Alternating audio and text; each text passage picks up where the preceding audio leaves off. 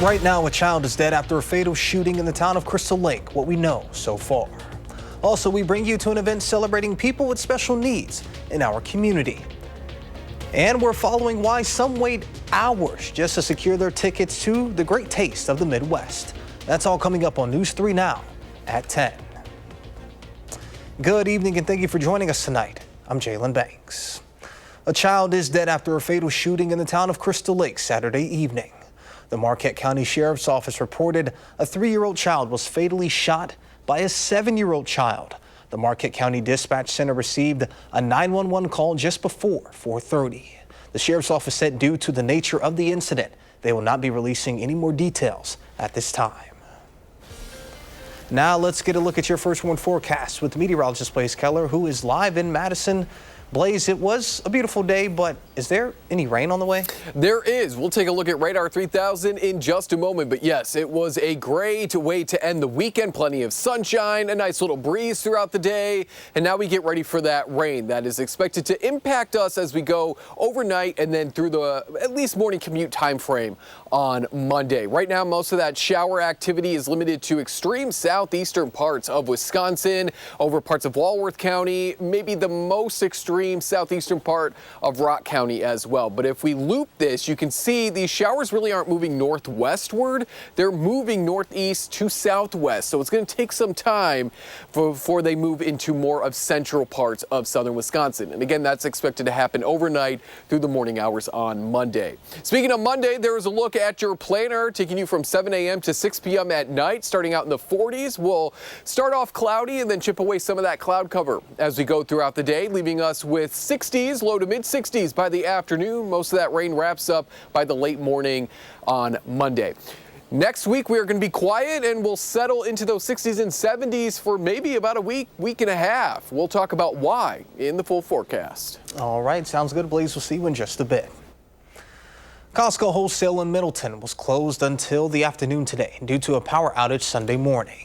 Costco confirmed with News 3 Now that the power to the building was restored just before 1:30 Sunday afternoon, and the store reopened just before 3. It is currently unknown what caused the outage.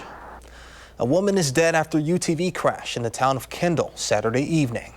The crash occurred just after 5:30 on the Pecatonica Trail near Brunton Lake. The Lafayette County Sheriff's Office says the UTV was traveling eastbound on the trail when a 50-year-old Illinois man lost control. The passenger of the UTV, a 55-year-old Illinois woman, was found unresponsive. Life-saving measures were attempted, but she was pronounced dead at the scene. The man was taken to a Platteville hospital and was treated for his injuries and later released. Alcohol and speed of the UTV are believed to be factors in the crash, and it remains under investigation. Washington County Executive Josh Schuman announced today that he will be campaigning for the governor of Wisconsin. Schuman declared his campaign at the Elderberry Manor event venue near his home outside of West Bend. He is looking to win the GOP primary for the 2026 gubernatorial election.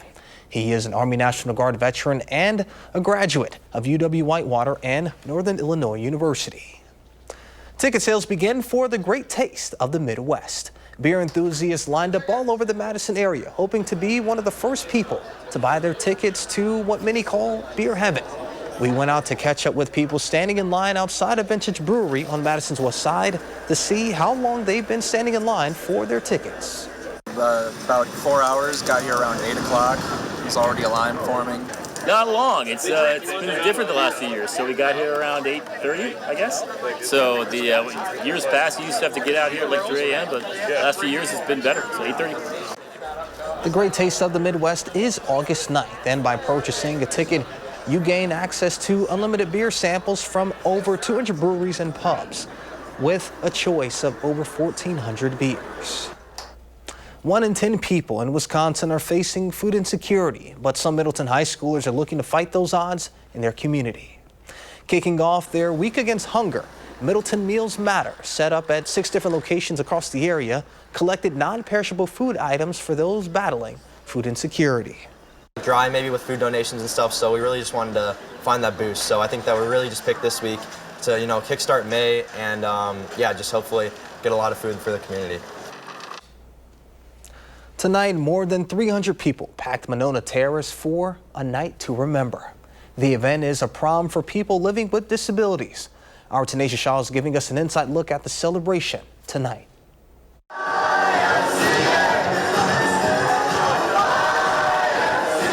Prom is an experience that everyone deserves to enjoy. They're very kind to put on the dance for people like us, and we include us, anybody that has any kind of disability. Sunday night, Heartland Church hosted a night to remember, a gala for people with disabilities. This is Sarah Lawson's 4th time attending the event, and like any other prom night, it's always nice to have someone to dance with. What do you like most about this celebration?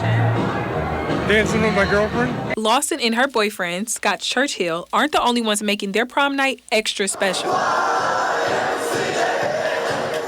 This is Rory Fox. He's not only celebrating the night, but he's also celebrating his birthday. I feel happy and happy because it was very fun and sad because I have to leave. Melissa Shotwell is the executive director of A Night to Remember, and she wants everyone to feel that same feeling. This is important so that everyone knows that they are celebrated, that they are valued for who they are, and that's what Night to Remember is about. That's our tagline is we celebrate people for who they are. And unlike most proms that take place at a high school, everyone here is taking pictures, dressed to the nines, and dancing the night away for free. That's how we are able to do it, through financial donations, through volunteers that come from Heartland as well as the whole community. We are able to come together and do this for 350 honored guests tonight. Reporting in Madison, Tanisha Shaw, News 3 Now. Tanisha, thank you. The theme for this year's event is May the 4th be with you. Coming up next on News 3 Now at 10, Blaze returns with a complete look of your first one forecast. Plus, an infamous California prison may be reopened by President Trump's directive. And the tariff war continues as President Trump claims they will make the country rich. More on the trade war after the break.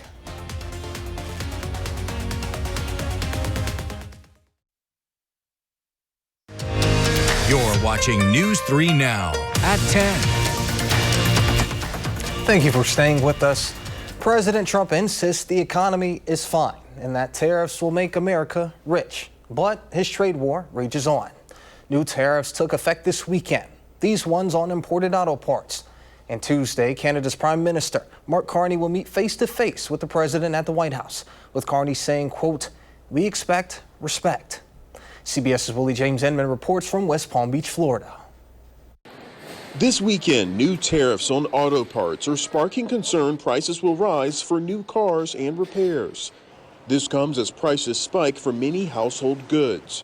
Speaking to NBC News, the president said he's focused on other costs. Some prices are going up, tires, strollers, some clothing in the wake of your tariffs. Excuse me, that's peanuts compared to energy. The White House has to negotiate hundreds of trade deals, including with top trading partners China and Canada. Newly elected Canadian Prime Minister Mark Carney set to meet with Trump on Tuesday. Our focus will be on both immediate trade pressures and the broader future economic and security relationship. The president repeated his desire to make Canada the 51st state, although not likely by force. It would be a cherished state. He again would not rule out military force to annex Greenland. But you are not ruling out military force to take Greenland. I don't rule it out. I don't say I'm going to do it, but I don't rule out anything. During the interview, the president would not fully commit to upholding the right to due process. His administration has swiftly moved to deport thousands of migrants, but court challenges have slowed down the effort. Don't you need to uphold the Constitution of the United States as president? I don't know. I have to respond by saying again, I have brilliant lawyers that work for me, and they are going to obviously follow what the Supreme Court said. President Trump also says he's not looking to serve a third term, which is prohibited by the 22nd Amendment to the Constitution. He also says that he thinks the MAGA movement will survive without him, hinting at potential successors like Vice President J.D. Vance and Secretary of State Marco Rubio. Willie James Inman, CBS News, West Palm Beach, Florida. Federal student loan collections start back up Monday. The Department of Education is ending a roughly 5-year-long pandemic-era pause. The move could impact more than 5 million borrowers. The department is urging borrowers in default to start making a monthly payment enroll in an income-driven repayment plan, or sign up for loan rehabilitation. If not, the federal agency could order non-federal employers to withhold a percentage of an employee's income to pay delinquent debt. President Donald Trump said on Sunday that he is directing the Bureau of Prisons to rebuild and reopen the infamous Alcatraz prison in the San Francisco Bay Area to house America's most ruthless and violent offenders. The federal prison at Alcatraz housed notorious U.S. criminals such as Al Capone before it closed in 1963.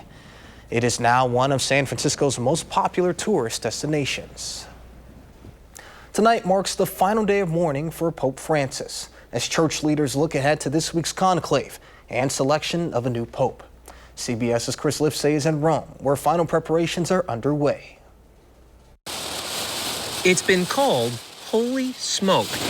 Massimiliano de Sanctis is testing the system for when cardinals elect the heir to St. Peter. If they release black smoke, the voting continues. White when Habemus Papam. We have a pope. Vatican firefighters have just installed the chimney, and the furnace has been set up inside the Sistine Chapel. That secretive process begins Wednesday, beckoning 133 cardinal electors from across the world. Some are predicted to align with Pope Francis, like newly minted Swedish Cardinal Anders Arborelius, who's meeting many of his peers for the first time. I must say, I'm surprised that it's so peaceful and so friendly atmosphere. Oh, really? Yes. You're surprised? Well, if you read the papers, you get you get the idea that there are two parties fighting for power. Others have been openly critical of Pope Francis, like German Cardinal Gerhard Muller, a staunch defender of traditional Catholic doctrine. Gay marriage is not possible. It's absolutely against the word of God. And that means blessing gay marriages as well? We cannot blessing in the sense of justifying of a behavior or of a lifestyle which is against the reason God himself gave. Francis was often accused of being ambiguous on this topic. So are you looking for more clarity in the next pope? Yeah, I think not only me, but also Catholics in the world. Now, that diversity in cardinals could lead to a long conclave, the longest conclave in history. Back in the 13th century in the nearby city of Viterbo, took nearly 3 years. Locals became so frustrated they took the roof off the building where cardinals were staying. However, in recent times, conclaves typically last just a few days. Chris Livesay, CBS News, Rome. Now let's get a look at your first warn forecast with the meteorologist Blaze Keller joining us live in studio on Madison's West Side. Blaze, what should we expect as we enter the work week? We're going to be starting off the work week underneath some cloudy conditions. Rain is beginning to move on in and will continue to move on in out of the southeast slowly as we go overnight into Monday. Temperatures underneath the cloud cover helping in some trap in some of that heat, much like a lid traps in the contents if you're heating up in a microwave. So trapping in some of the heat that we got today, low to mid 40s to upper 40s to low 50s. So pretty seasonal, all things considered, maybe slightly warmer than average across southeastern Wisconsin. Monday, as I mentioned, cloudy with that morning rain chance especially. We open up the skies as we head into your Monday afternoon. And next week, we're really looking to stay not only warm, but also on the drier side. We're entering into what could be about a week to a week and a half period of staying warmer than average and drier than average as well. Now, a low pressure system, which is playing a part in all of this, is slowly moving backwards, or more technically retrograding. That's just a fancy term of moving backwards. And by doing that, it's going to be moving in that rain as we go overnight into Monday. Also, it's going to be moving in some of that cloud cover, but it should break up as we head into the afternoon, by the mid to late afternoon at the very least. Winds are going to be off of Lake Michigan. So folks closer to Milwaukee, closer to Lake Michigan, going to be slightly cooler tomorrow than, say, folks up near Viroqua, La Crosse, across the Wisconsin River Valley, where we might not see as much cloud cover. So we'll be more or less in those mid to upper 60s, if not the low 70s. Where we have that cloud cover, especially through the late morning hours, we're looking at the upper 50s to low 60s for temperatures. Winds are going to be light and out of the northeast with that chance for rain mainly in the morning. This is the low that's going to bring us some rain and that cloud cover tonight into Monday. There's another low across the desert southwest. Those two have a high pressure system sandwiched between them, making an omega symbol. So this is what we call an omega blocking pattern. Typically, it's two upper level lows that are cut off from the jet stream. These are the same lows that are jamming up our jet stream as well, because nothing else is moving across the United States. And because of how large it is, I mean, we're seeing this blocking pattern from really the Great Lakes all the way back to the Pacific. These blocking patterns, especially the omega blocking pattern, can be a little bit persistent. It can stick around for a while. This one looks to stick around through at least the next week to week and a half, which means that we're going to stay drier than normal because we've got that high overhead.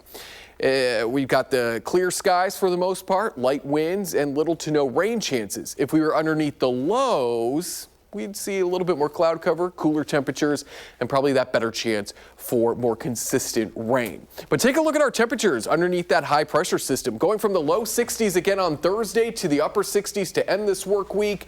70s Tuesday, and then they return Saturday, and they stick around through at least the middle of the following work week, which would take us to about the middle of May, which is when this will probably start to break on down. So enjoy the quiet conditions. Those rain chances Tuesday and Wednesday, latest data really has them completely out of here.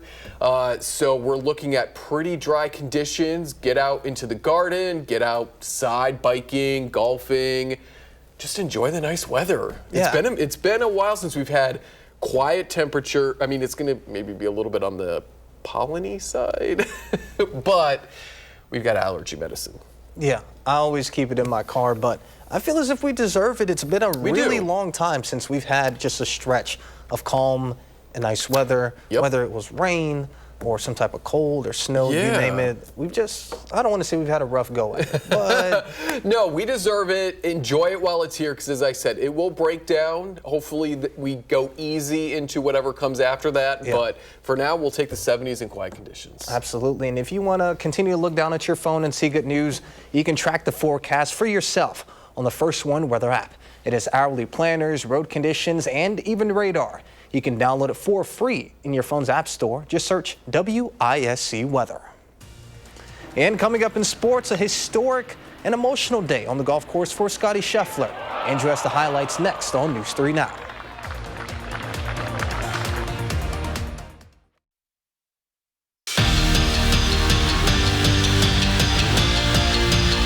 For the Brewers, this year's I-94 rivalry is off to a rocky start. The Cubs took each of the first two games of the series and had a chance to sweep the Crew in Milwaukee for the first time in a decade. Brewers leading 1-0 in the fourth and would extend that lead with a hallmark moment. Daz Cameron drives in a run thanks to his first hit in a Brewers uniform. And his dad, Mike Cameron, who you know played for the Crew back in the day, is there to witness it.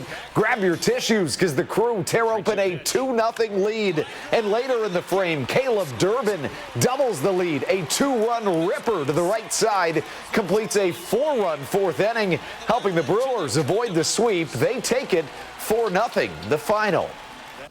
And Wisconsin softball wrapped their regular season with a 33-20 record, a 12-win improvement from last year. They earned a 9 seed in this year's Big Ten tournament thanks to their success and will play 8th-seeded Michigan in the first round. The Wolverines, though, did sweep the Badgers in the team's only meeting earlier this year. To the golf links where Scotty Scheffler made history in his hometown, winning the C.J. Byron Nelson Cup, carding a 31 under par for the weekend. It took him 253 strokes to finish 72 holes, and normally I'd never mention something like that, but it tied a PGA Tour record for the least strokes over a 72-hole round. The world's #1 made his professional debut on this very course 11 years ago and returns to win the event for the first time.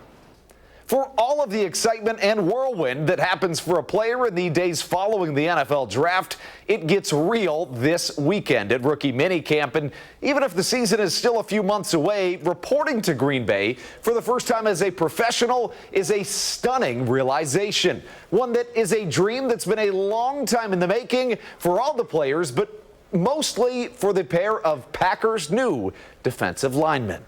taking it in, having fun, but also realizing that I'm doing this for that little kid that said he wants to be a professional football player when I was like 5 or 6. Out there practicing in, in Green Bay Packers gear. Like, it don't really get better than that. After I got drafted, it really didn't hit me until I woke up the next morning. I was like, whoa, I'm a Packer. And it was like, oh, snap, I'm really in the NFL for real. But it's cool, man. It's a blessing, bro. 10-year-old me would be very proud. I'm in the NFL. I'm living the dream. I get to play football for fun now.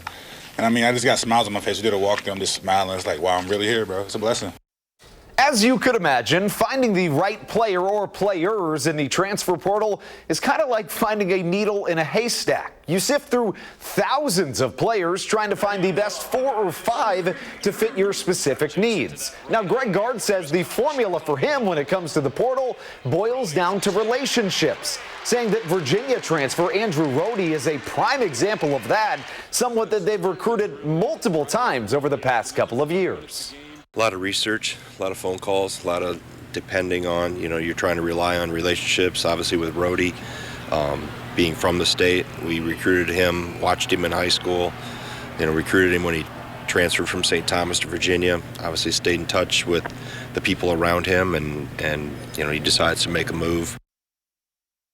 Now, speaking of those brand new Packers, it's hard to believe that it's already been over a week since the NFL draft concluded, and we do have news on an upcoming draft, or soon-to-be news. It's being reported that tomorrow it will be announced that the 2027 NFL draft will be in Washington, D.C., and what a fun event this has turned into. It didn't used to be a traveling event, and now it is, and it could not have gone over any better. When we were kids and growing up, it was always at Radio City Music Hall in New York City, and since we've been in high school, they've gone to different cities, and I'm happy that a lot of the cities that are across the NFL world are getting that exposure. And Mark Murphy said yesterday that maybe one day soon, it's not out of the realm of possibility, it could come back to Green Bay, but it'll be a while. All right, well, sounds good. Thank you, Andrew. A final check of your first one forecast is coming up when we return. Going to be fully transparent. This is my doing. Today is up there with many special holidays like New Year's, Christmas, Thanksgiving, Easter, you name it. It is May the 4th, a la Star Wars Day. So to those of you who observe, May the 4th be with you. Blaze doesn't seem too pleased with me talking about it. No, the floor is yours. We're talking about one of the most successful IPs to ever exist. Isn't that Pokemon? I said one of. Okay. I just want to make sure my franchise gets a shout out. Maybe, but Banstra, any comments, concerns? I don't think I have any, no. Concerns, maybe.